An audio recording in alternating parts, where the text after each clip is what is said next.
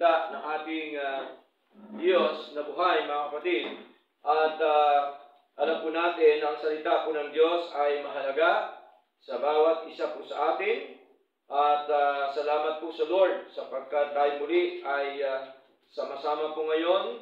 Walang ibang layunin kundi atin pong patuloy na bigyan ng karangalan, kalahatian, pasasalamatan po yung ating Panginoong Diyos. Kaya dito po sa 1 Corinthians chapter 15 verse 10, basahin ko po sa inyo mga kapatid, sa binasa natin kanina, isang talata po sa banal na kasulatan, "But by the grace of God, I am what I am. And this grace which was bestowed upon me was not in vain. But I labored more abundantly than they all. Yet not I, but the grace of God which was with me." Dito po ay pamagatan natin ang ating pag-aralan po ngayon. Tinatawag po na, "But by the grace of God, I am what I am." Ngunit, sa pamamagitan ng biyaya ng Diyos, ako ay ako. No? Yun po ang sinabi sa Tagalog ng ating kapatid na Pablo. Dito po ay nais ko pong ating pag-aralan yung tinatawag po na grace. Kasi ang grace po na word, malawak po yan, malalim po yan, no? At yun po ay marami po yan sakop, yung grace po ng ating Panginoon. Kaya, basahin po natin ang 1 Peter, dito po natin makita kung gaano po karami, no? Kalawak ang biyaya po ng ating Panginoon.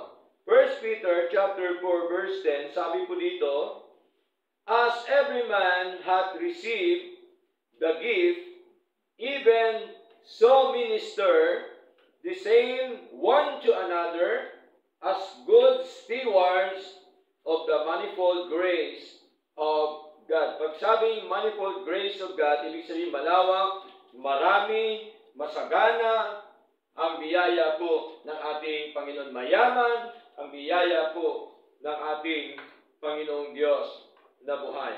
Sapagkat tandaan po natin, tayo bilang anak po ng Diyos, ang buhay po natin ay tumatakbo lamang sa biyaya po ng ating Panginoon. Amen po ba? Amen. Ang buhay po natin tumatakbo lamang sa biyaya ng Diyos.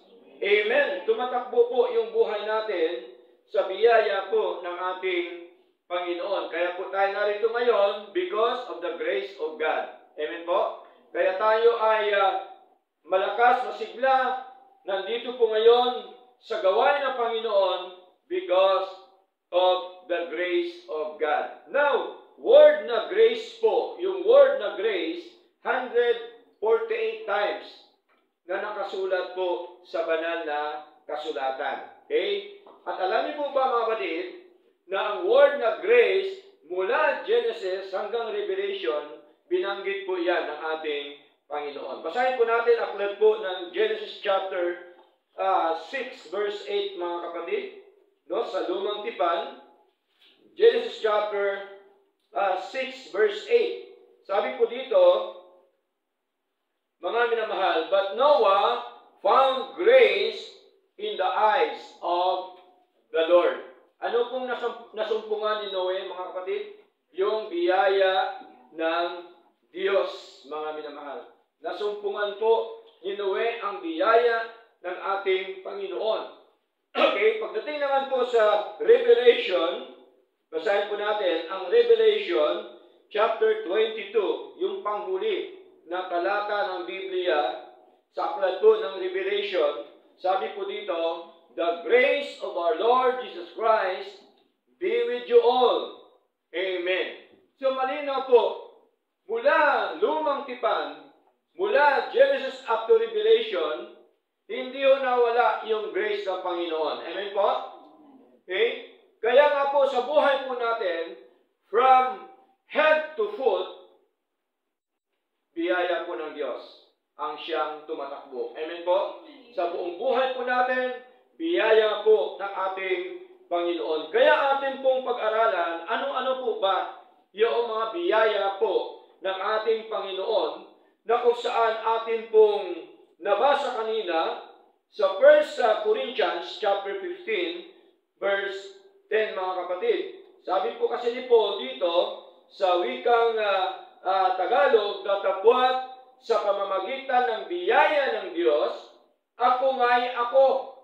At ang kanyang biyaya na ibinigay sa akin ay hindi nawawalan ng kabuluhan. Tingnan niyo po bagkos ako'y malabis na nagpagal kaysa kanilang lahat. Ibig sabihin po, matindi po yung ginawa ni Pablo during that time. Mas sigit pa po ang ginawa niya sa ibang mga disipulo o sa ibang mga apostol.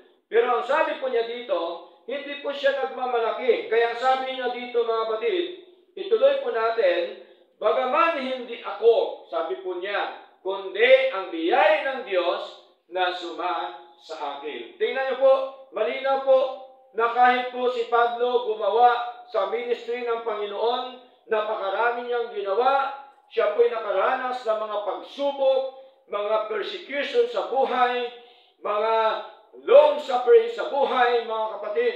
No? Pag sabi kasing long suffering, mahaba po. Tama po? Mahabang paghihirap kasi long Di ba? Long suffering, mahabang paghihirap.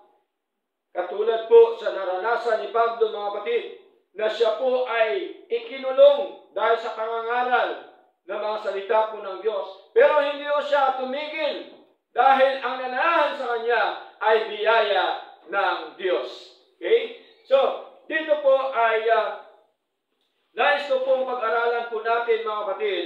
There are 7 important things the word I am. No? The word I am. Merong 7 mahalagang bagay mga kapatid sa salitang I am. Ako. No? Ako. Okay? So dito ay ibang klaseng ako ito. Itong ako na sinasabi ni Pablo, siya po ay hindi nagpakataas, kundi siya po ay nagpakababa sa Lord. Okay? Sapagkat ang sabi po ng Panginoon, kapag tayo ay magpakababa, anong gagawin ni Lord sa atin? Itataas tayo ni Lord. Kapag tayo ay nagpakataas, ibababa tayo ni Lord. Baka mamaya malaglag tayo mula sa taas. Kasi ibababa po tayo ng ating Panginoon.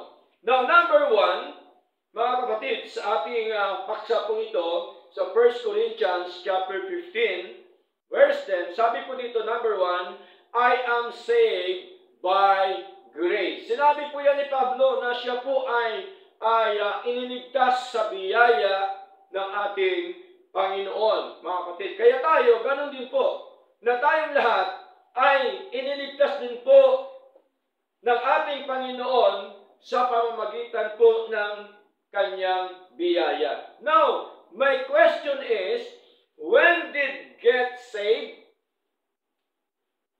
Kailan tayo iniligtas? Diba? Minsan may mga tanong po sa puso natin, sa isip natin, sa buhay, kailan kaya tayo niligtas? So, hayaan natin na si Pablo po yung sumagot, mga kapatid. Ngayon, nasa sa inyo lang po yan, kukontrahin niyo po si Pablo o ang ating Panginoon sapagkat siya po ang sasagot po nito. Ano pong sagot ng ating kapatid na Pablo, mga kapatid, sa tanong, kailan ako iniligtas? Basahin po natin ang aklat po ng 2 Timothy chapter 1 verse 9. Ano po sabi dito? Who hath saved us and called us with unholy calling, not according to our works, but according to His own purpose and grace, which was given us in Christ before the world began. Kailan daw po siya niligtas, mga kapatid? Before the world began. No, wala pa pong mundo. Iniligtas na po si Pablo ng ating Panginoon. Tayo ganun din po, sapagkat malinaw na siyang sa atin ay nagligtas at sa atin ay tumawag ng isang banal na pagtawag, hindi ayon sa ating mga gawa. Kaya kaligtasan, hindi po dahil sa ating performance. Amen? Ang kaligtasan, hindi dahil sa ating mga ginagawa na ito, mga kapatid. kundi ito po, malinaw ang sabi po ng ating Panginoon, ay kundi ayon sa kanyang sariling layunin at biyaya. Ito po pala ang kaligtasan natin, mga kapatid. Malinaw na ito po pala ay layunin at biyaya ng Diyos. At ang sabi pa po dito, mga minamahal, ay na ibinigay sa atin kay Kristo Jesus. Si Jesus Christ ang gumawa, mga kapatid, sa kanyang ginawa dito sa lupa, kanyang pagtubos sa atin. Kaya sabi pa po dito, kailan po? Buhat pa ng mga panahong walang hanggan. So, ibig sabihin po, ang ating kaligtasan, mga kapatid, ginawa na po yan ng Diyos, pinlano na po yan ng Diyos, mga kapatid. Kaya bang gawin ng Diyos na wala pang tao, meron na siyang ililigtas? Kaya po ba gawin ng Diyos? Amen. Kayang gawin ng Diyos because God is sovereign. No? God is God. He does His will. Gawa po ng ating Panginoon. Ginawa na po niya before the foundation of the world. Kaya tanong, kailan kaya ako iniligtas? Before the foundation of the world, mga kapatid. Pero yung actual na ginawa ng ating Panginoon, doon po sa krus ng Kalbaryo. Kaya nga sabi dito, mga kapatid, malinaw, which was given us, kaya nga tayo binigay ng Ama kay Kristo, mga kapatid, para tayo po ay tubusin. Ano pa pong sabi ng ating Panginoon sa aklat po ng Titus? No? Titus chapter 1, mga kapatid. Okay? Titus chapter 1, verse 2. Sabi pa po dito, in hope of eternal life, which God that cannot lie promised before the world began. So, ang kaligtasan natin, pinangako ng Diyos, mga kapatid, before the world began. Sa pag-asa, sa buhay na walang hanggan, na ipinangako ng Diyos na di makapagsisinungaling. Kaya si Lord po, hindi po sinungaling. Amen po? Pag sinabi ni Lord na tayo po iniligtas sa biyaya, totoo po yan. Amen po? Amen. Totoo po si Lord, mga kapatid. Hindi po sa sinungaling, mga kapatid. Kaya sabi ko dito, buhat pa ng mga panahong walang hanggan. Yun po ang kaligtasan natin, mga minamahal. Kaya salamat po sa Lord sapagkat pinaunawa po ng Diyos sa atin yung kanyang mga salita kung paano tayo iniligtas po ng ating Panginoong Diyos na buhay. Kaya dito sa verse 3, ituloy po natin, sabi po dito, but hath in due times, tingnan niyo po, no? May tinatawag po na takdang panahon ang ating Panginoon. But hath in due times manifested His Word. Kaya narinig natin ang Ebanghelyo ni Lord. No? Kasi sa takdang panahon ay ang kanyang mga salita ipinahayag. No? At ang sabi ko dito, through preaching, sa pamamagitan ng pangangaral. Kaya alam po natin, because of the preaching of the Word of God. Amen po? Kaya alam natin kung paano tayo iniligtas, mga kapatid. No? Ano pa po sabi dito? Which is committed unto me according to the commandment of God, our Savior. Kaya malinaw po, mga minamahal, na si Lord, ang tinuturo ni Lord sa atin, yung kanyang mga kautusan. Amen po? Ang kanyang mga kautusan. Ano sabi po sa Matthew chapter 28 verse 20? Teaching them to observe all things whatsoever I have commanded you. Meron bang utos si Lord? Amen. Teaching them. Turuan sila.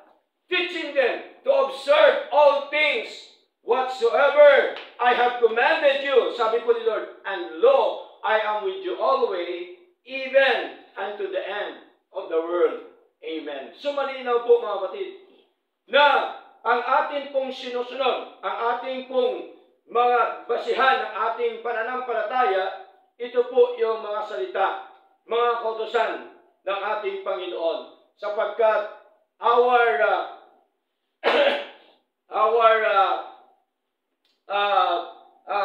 basihan ng ating paglilingkod sa Lord ay walang iba kundi yung gospel o ang salita ng ating Panginoon. Kaya ang sabi ni Paul, I am saved by grace. Ano pa pong sabi dito? Sa 2 Thessalonians chapter 2 verse 13, no? Meron din po dito binanggit ulit ang ating kapatid po na Pablo. But we are bound to give thanks always to God for you, brethren, beloved of the Lord. Because God hath from the beginning chosen you. Saan? To salvation through sanctification of the Spirit and belief of the truth. Tingnan niyo po, malinaw po, from the beginning, tayo po ay hinilang, pinili ng Diyos. Para saan? Sa kaligtasan, of course, at buhay na walang hanggan. Now, nung tayo po ay niligtas ng Diyos, anong kasunod, mga kapatid? Tayo po ay binanal ng Espiritu ng Diyos. Sanctification of the Spirit, at ang kasunod, belief of the truth. Tingnan niyo po, kaya tayo naniniwala sa mga katotohanang salita ng ating Panginoon. Tingnan niyo po, totoo po ba na ang ligtas lamang ang siyang naniniwala sa Diyos? Ligtas lamang po ba naniniwala sa Diyos?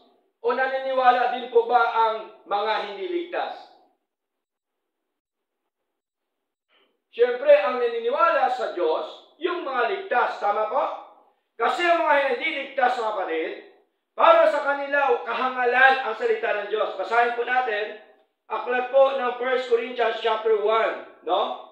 Verse 18. Sabi dito, for the preaching of the cross is to them that perish, no? Mga napahamak, mga hindi ligtas, ibig sabihin, foolishness. But unto us which are saved, it is the power of God. Sapagkat ang salita ng krus o pangangaral, ibig sabihin, ay kamangmangan sa kanila na nangapahamak. Tingnan niyo po, ibig sabihin pag sinabing kamangmangan, walang kwenta sa kanila yan ang salita ng Diyos. Mga kapatid, okay? Hindi sila interesado dyan, mga kapatid. Okay? Baliwala sa kanila yan ang salita ng Diyos. Bakit?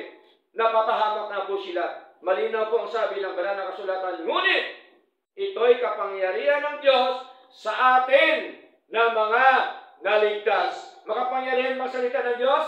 Amen. Amen. Makapangyarihan sa atin po na mga naligtas. So sa madaling salita, mga kapatid, malinaw po na dalawa lamang klase ang tao sa mundo, taong sa Diyos at taong hindi sa Diyos. Tingnan niyo po, ang sa Diyos po ba nakikinig na salita ng Diyos? Amen. Yung hindi sa Diyos ba, hindi nakikinig na salita ng Diyos?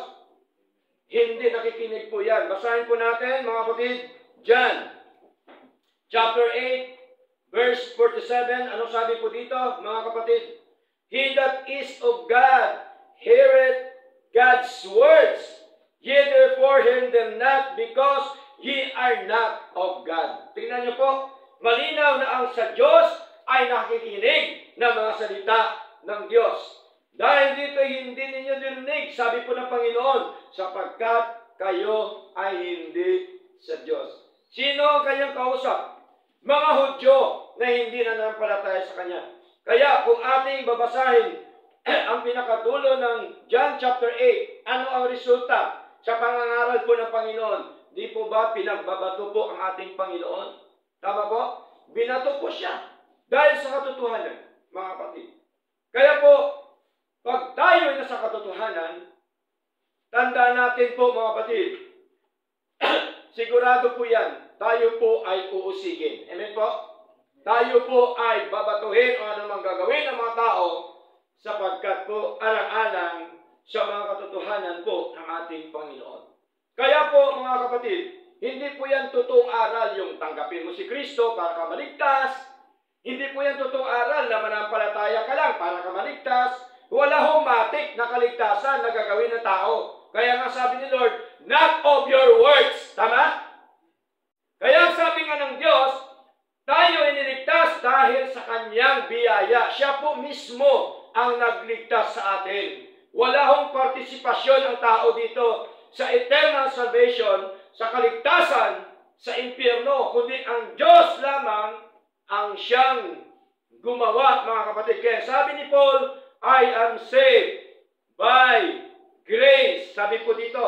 Ngayon, sabi po dito sa aklat po ng Ephesians, mga kapatid, napakaraming talata na dapat po natin makita sa ating paglilingkod na ito. Sabi po dito sa verse 8, For by grace are ye saved through faith. Sabi ng mga Armenian na mga pastor na sila sa kanilang credit yung kaligtasan, sabi nila, o tingnan nyo, manampalataya ka lang, maligtas ka na. Wala akong sinasabi. Ang sabi dito, for by grace are ye saved through faith. Kaninong faith ito? Faith po ito na may-ari ng biyaya. Faith po ito ng ating Panginoong Jesucristo, mga kapatid. Hindi po ito faith ng tao, mga kapatid. Kasi kung faith ng tao, bakit sinabi ni Lord, and that not of yourselves? Hindi dahil sa iyong sarili. Di po ba, mga kapatid? Kaya, iba yung faith of God kaysa faith in God. Tama? Tama po? Magkaiba po ba yan? Yung faith of God at saka faith in God? Magkaiba po yun, mga kapatid. Pag sinabi na faith of God, faith of Jesus Christ, pananampalataya ng ating Jesucristo doon po sa Ama. Pag sinabi na faith in Jesus Christ, pananampalataya natin sa ating Panginoong Jesucristo. Kaya magkaiba yung faith of Jesus Christ at saka yung faith in Jesus Christ. Kaya sabihin po natin, yung faith na ito, mga kapatid, malinaw, na ito po'y faith ng ating Panginoon Jesucristo doon po sa Ama, na ang faith po niya, walang pagkakaiba sa faith natin, sapagkat ang faith natin galing po sa ating Panginoon. Amen po? Wala naman talaga tayong original faith, binigay lang po sa atin because ang faith ay bunga ng Espiritu ng Diyos. Di po ba, mga kapatid? Galatians chapter 5, verse 22 up to verse 23. Ano sabi doon? But the fruit of the Spirit, ano sabi? Love, joy, peace, long-suffering, meekness, gentleness, pangpito. Ano? Faith, mga kapatid. Kaloob sa atin yung faith. Dati wala naman tayong faith. Bakit? Patay tayo dahil sa kasalanan at pagsuway, mga kapatid. Romans chapter 5 verse 12. Ano sabi doon? Mga minamahal. We are dead in trespasses and sins. Tingnan niyo po. Patay spiritual. Hindi tayo pwedeng magkaroon ng tinatawag po na free will sa kaligtasan because we are dead because of sin. Okay? Nung tayo nagkaroon na ng malay sa mga salita ng Diyos, nung tayo po ay binuhay ng ating Diyos, binuhay ng kapangyarihan ng ating Panginoon. Tayo po ay born again, mga kapatid. Tayo tinubos ng ating Jesucristo. Kaya sabi nyo dito, and that not of yourselves. Tingnan nyo po, mga kapatid. Nais ko pong ipakita po sa inyo ang pananampalataya ng ating Jesucristo. Romans chapter 3, verse 22, ano sabi? Sabi nito, even the righteousness of God, which is by faith of Jesus Christ. May faith ba si Lord Jesus Christ? Meron ba siyang faith? Amen. Eh, pastor, Diyos siya, ba't pa siya merong faith? Siyempre, para modelo nga siya, tama? Model nga po si Lord eh. Model, pag sinabing model, dapat siyang sundin natin. Kung meron siyang faith, dapat meron din po tayo. Amen po? Kaya sabi nito, even the righteousness of God, which is by faith of Jesus Christ, unto all and upon all them that believe. Tingnan niyo po, for there is no difference. Walang pagkakaiba yung ating paniniwala, yung ating pananampalataya sa Diyos Ama. Ganon din po ang pananampalataya ng ating Panginoong Hesus Kristo, mga kapatid. Okay? So ano pa po mga minamahal? Aklat po ng Galatia chapter 3, verse 22, no? Galatians chapter 3, verse 22. Ano sabi pa po dito? But the scripture hath concluded all under sin, that the promise by faith of Jesus Christ.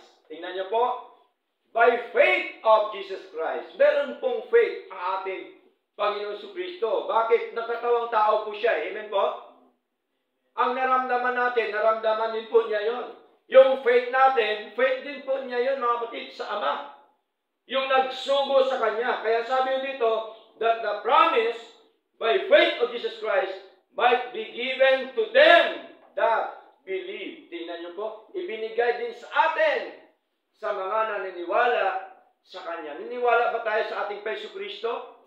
Amen. Kung tayo niniwala, ibinigay niya sa atin yung pananampalatayang ito, mga kapatid. Kaya tayo nananampalataya sa ating Panginoon, mga minamahal. Kaya malinaw po na ang kaligtasan po, mga kapatid, ay biyaya po ng ating Panginoon. At ang sabi po dito sa Ephesians chapter 2, verse 5, no? Sapagkat kailangan natin laging babalik-balikan, lagi nating pag-aralan yung tinatawag po na grace ng ating Panginoon, sapagkat napakahalaga, mga kapatid. Napakaraming tao ngayon, alam nilang sabihin yung grace, pero hindi naintindihan, hindi nanawaan kung gaano po ba kayaman, kung gaano po ba kalawak yung grace ng ating Panginoon. Verse 5 ng Ephesians chapter 2, even when we were dead in sins. Tingnan niyo po, nung tayo ay mga patay dahil sa mga kasalanan, ang sabi po dito, hath quickened us together with Christ. Tingnan niyo po, binuhay tayo kasama ni Kristo. By grace ye are saved. Tingnan niyo po, sa biyaya kayo ay naligtas. Naniniwala po ba tayo sa ating Panginoon na sa biyaya tayo naligtas? Mukhang mahina yata. May mga pagdududa pa ba? Okay? Nakita po yan ni Lord kung may pagdududa ka pa, kapatid.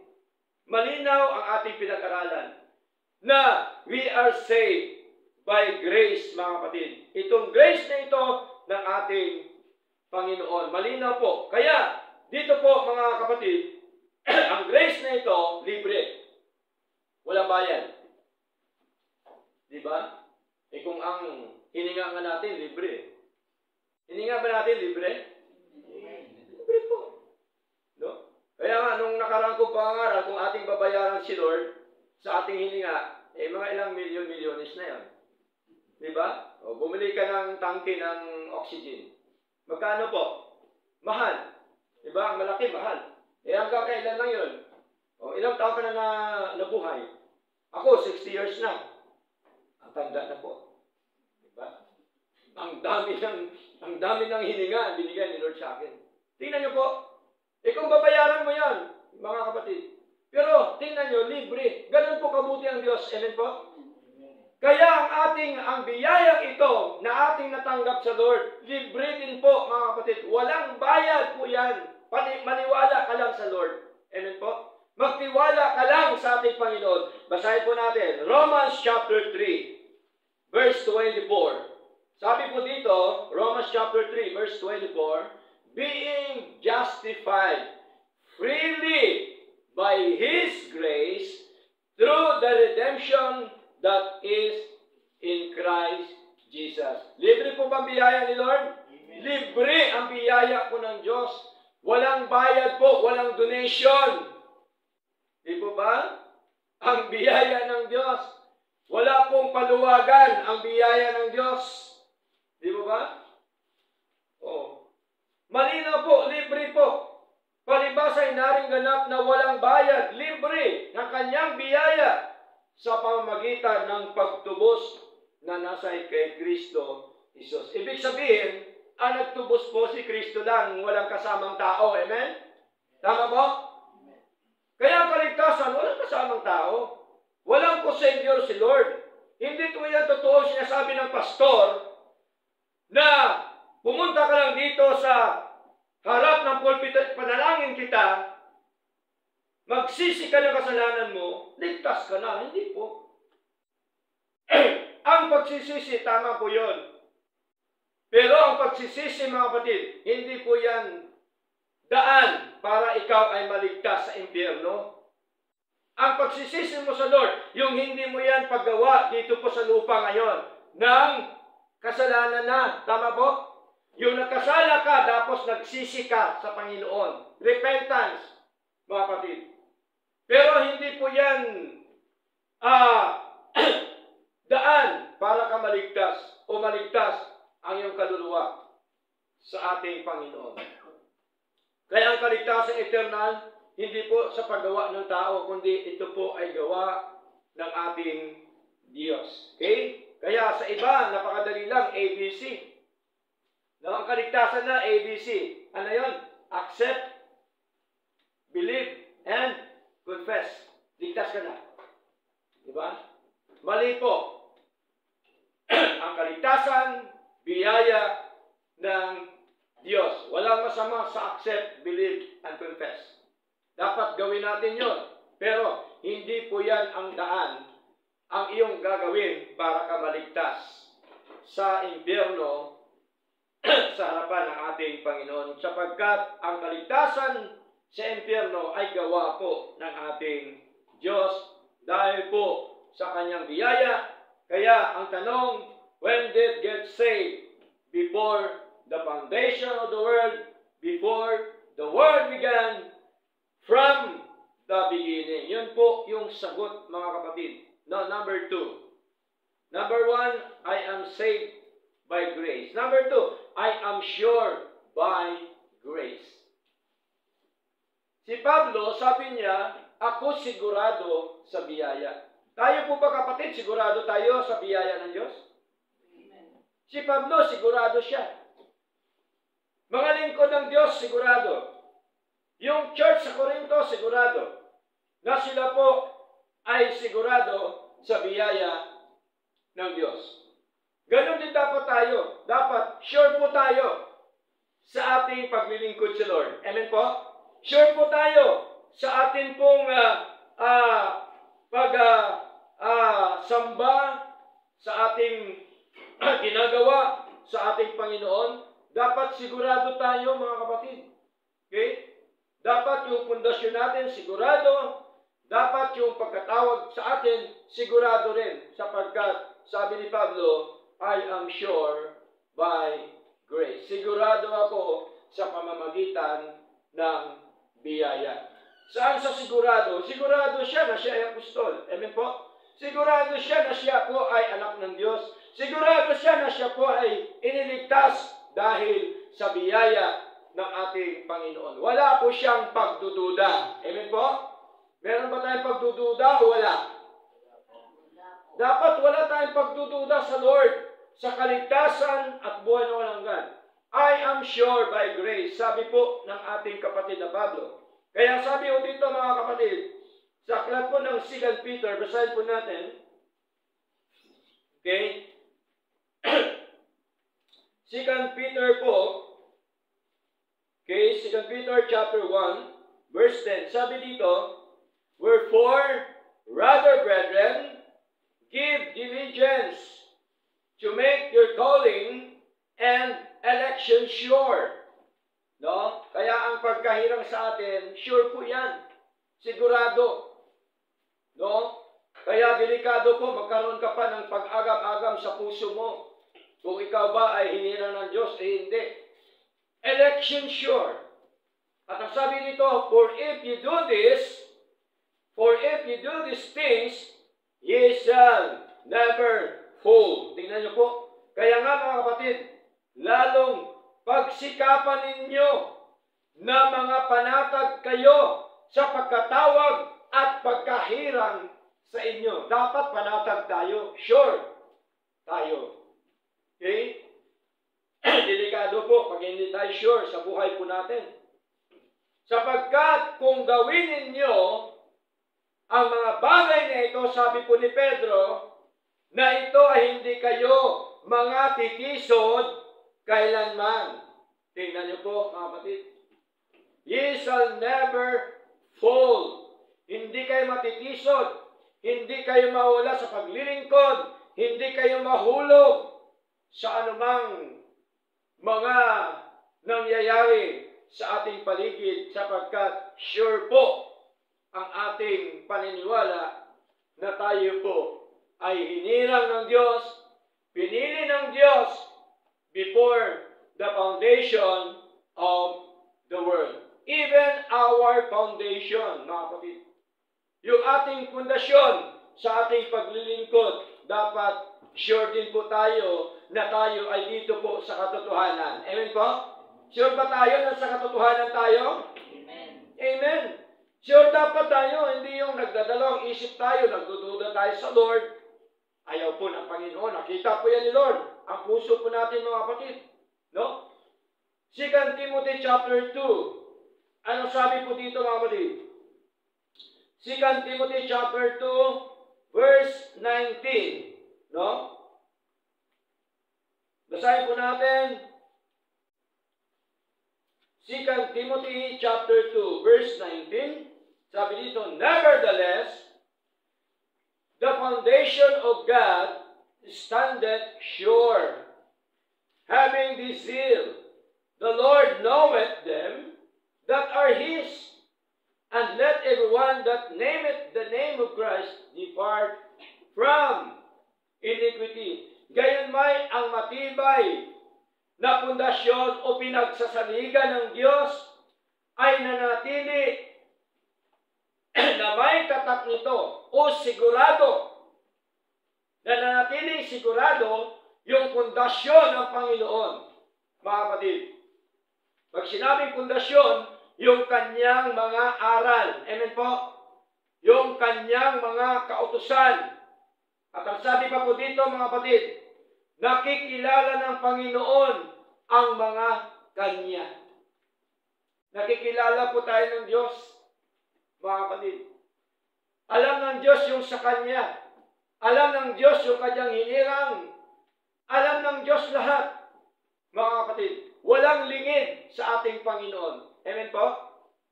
Lahat po yan hayag sa ating Panginoon, mga kapatid. Alam niya kung tayo naglilingkod sa Kanya na nagkukunwarian lang. Alam po yan ni Lord. Alam ni Lord kung ang paglilingkod natin ay totoo at tunay. Alam po yan ni Lord, mga kapatid. Kaya sabi ni Lord, nakikilala ng Panginoon ang mga Kanya at lumayo sa kalikuan ang bawat isa na sumasambitla ng pangalan ng Panginoon. Tingnan niyo po.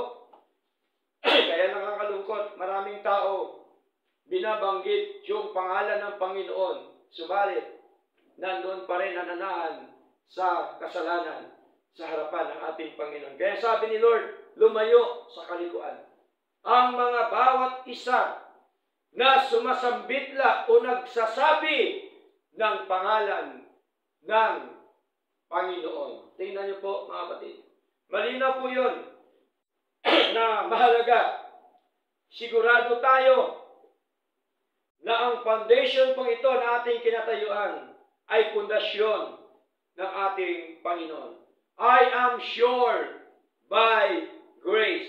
Number 3, I am secured by grace. Secured ba tayo sa biyaya ng Diyos? Secured tayo, mga kapatid. Ano man yan mangyari sa mundo, secured tayo dahil sa biyaya ng Diyos. Ibig mo sabihin, Pastor, hindi na ako mamamatay kasi secured na ako. No! Ang katawang lupa natin, mabubulok. Amen? Secured po saan? Yung ating kaluluwa sa harapan ng Diyos. Secured yung ating pamumuhay dito sa lupa na kung saan tayo po, sabi ni Lord, hindi tayo iiwanan ni pababayaan man, mga kapatid. Ang importante lamang na tayo po maglingkod sa Kanya. Hebrews chapter 13, verse 5. Anong sabi po dito? Sandali lamang po, inom na ako ng aking gamot. Thank you, sister. Tingnan nyo, malakas na ulit. Ganon po ang biyaya ng Diyos, no?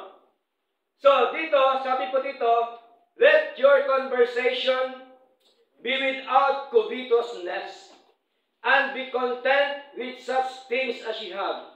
For he hath said, I will never leave thee, nor forsake thee. Hindi tayo iiwanan ni pababayaan man po ng ating Panginoon. Ang mahalaga, tayo po ay totoo, tunay, tapat na naglilingkod sa ating Panginoon. Even our eternal salvation, secure na po tayo. Ibig sabihin, hindi po nawawala ang kaligtasan. Amen po? Amen. Ang kaligtasan eternal, hindi po yan nawawala. Si Lord hindi bawi, bigay. Hindi po ganon. Si Lord po ay hindi Indian giver. Alam niyo po ba Indian giver? Binabawi. Hindi po siya. Ang kaligtasan, hindi po siya Indian giver. Talagang secured na po yung ating kaligtasan at buhay na walang hanggan. May nagtanong sa akin, Pastor, kung ako ay secured na, kung ako ay ligtas na, di okay na. So, ibig sabihin, Pastor, gagawa na lang ako ng kasamaan, okay lang din po yun kasi ligtas na ako. Hello, ang tanong. Tinuro ba ni Lord na gumawa tayo ng kasalanan? Tinuro ba ni Lord na tayo ay maging barumbado? Tinuro ba ni Lord na tayo ay gumawa ng masama? Hindi. Walang tinuro po si Lord yan. Kaya kapilusupuhan lang yan ng isang tao na ibig sabihin, gagawa na ako ng masama kasi ako ligtas na. No.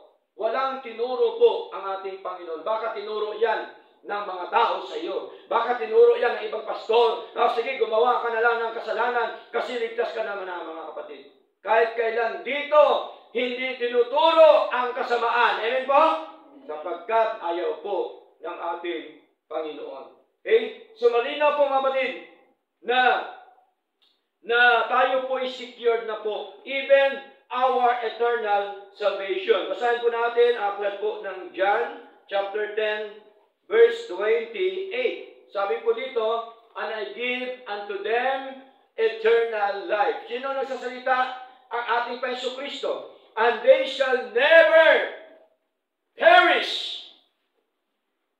Hindi siya kailanman mapapahamak. Tingnan niyo po, sino nagbigay ng eternal life sa atin? Si pastor po ba? Si founder po ba ang nagbigay ng eternal life? Si brother ba ang nagbigay ng eternal life? Si sister ba ang nagbigay ng eternal life? Yung papa ba sa Roma ang nagbigay ng eternal life? Hindi. Ang ating Panginoong Jesucristo ang siyang nagbigay ng eternal life. Kaya sabi ko dito, and I give unto them eternal life, and they shall never perish, neither shall any man pluck them out of my hand. Tingnan niyo po. Malinaw po na ang ating kaligtasan eternal, ang ating pamumuhay dito sa mundo, secure na po, mga kapatid, sa pamamagitan ng biyaya ng Diyos. Amen po? Kaya tayo bumabasi, tumatakbo, lumalakad sa biyaya po ng ating Panginoon. I am secured by grace. Sabi po ni Pablo. Bakit sinabi ni Pablo? Kasi naranasan po ito ni Pablo, mga kapatid. Kahit po marami siya mga pagsubok, secured po ang buhay po niya sa harapan ng ating Panginoon. Naranasan po niya ang kabutihan ng ating Panginoon. Bukod doon, mga kapatid, another thing, dito po ay ang Diyos ang siyang nakipaglaban sa atin. Totoo po ba yan si Lord? Hindi naman tayo nakipaglaban. Mga kapatid, si Lord po ang siyang nakikipaglaban, mga kapatid. Basahin po natin Deuteronomy sa Lumang Tipan, chapter 20, mga kapatid. Even during the time, no? Sa panahon ng mga propeta, ng mga hari, si Lord pa rin po ang siyang nakipaglaban, hindi po sila.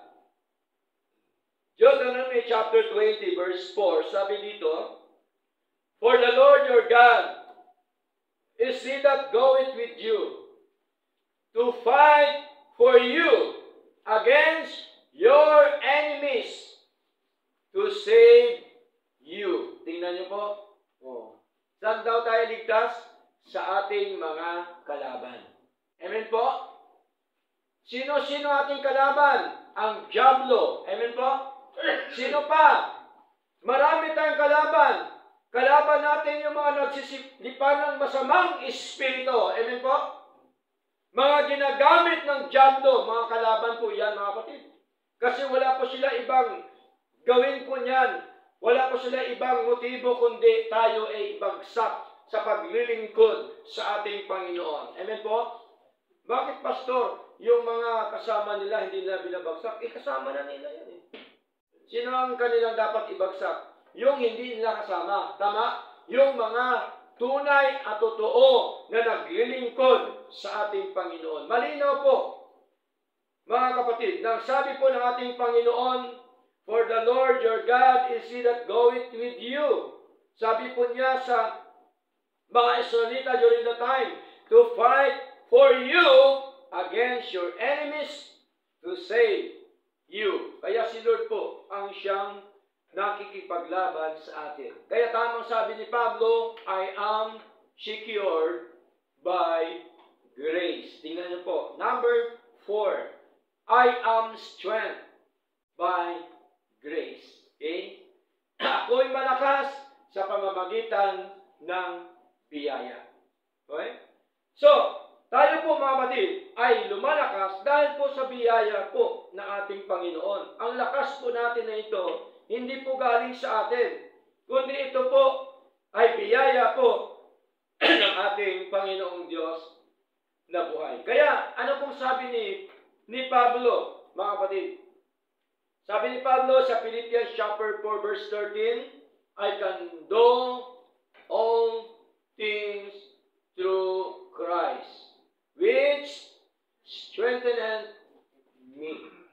Nagagawa ko ang lahat ng mga bagay sa pamamagitan ng ating Panginoon o ng Panginoon Kristo na siyang nagpapalakas sa akin. Sino nagpapalakas sa atin? Si Lord, mga kapatid. Kalakasang espiritual, galing po kay Lord. Kalakasang pisikal, galing po sa ating Panginoon. Lahat po na nasa ating buhay, galing po yan, mga kapatid, sa ating Panginoon. Okay? Ano ba po sabi dito? 2 Corinthians, kahit po nangihina itong si Pablo, ngunit, pinapalakas pa rin po siya ng ating Panginoon. 2 Corinthians chapter 12, verse 9. Sabi po dito, and he said unto me, no, sabi ni Pablo, sinabi niya sa akin, sino niya ng Diyos? And he said unto me, my grace is sufficient for thee, for my strength is made perfect in weakness. Most gladly, therefore, I will I rather glory in my infirmities, that the power of Christ may rest upon me. Tingnan niyo po. At siya'y nagsabi sa akin, ang aking biyaya ay sapat na sa iyo. Sapat po ba ang biyaya ng Diyos sa atin? Amen. Sapat po ang biyaya ng Diyos sa atin. Naalala ko po, nung kami nagtatrabaho ng aking asawa, limitado, kung ano-ano na kapira-piraso o kami ay tinatawag na meron pero minsan wala. Pero ngayon, mga kapatid, wala na kaming trabaho. Wala na nga kung ano-ano. Pero tingnan nyo po, dahil sa ating paglilingkod sa Diyos, sagana po ang biyaya ng ating Panginoon. Amen po? Naranasan niyo din po ba yun? Alam niyo po ba, gusto po ni Lord na maranasan natin lahat. Amen po? Ang susi po ay ang ating tapat, totoo na paglilingkod sa ating Panginoon. Kaya ang sabi po dito ni Pablo, sabi po ng ating Panginoon sa pagitan ni Pablo, for my strength is made perfect in weakness. Tingnan niyo po, malinaw po yun. Ang biyaya ay sapat sa Kanya. Sabi po dito, kapatid, sapagkat ang aking kapangyarihan ay nagiging sakdal sa kahinaan. No? Kahit po mahina tayo, nandyan po ang kalakasan ng ating Panginoon. Kaya't bagkos akong magmamapuri na may malaking galak, no? Sa aking kahinaan upang manahan nawa sa akin ang kapangyarihan ni Kristo.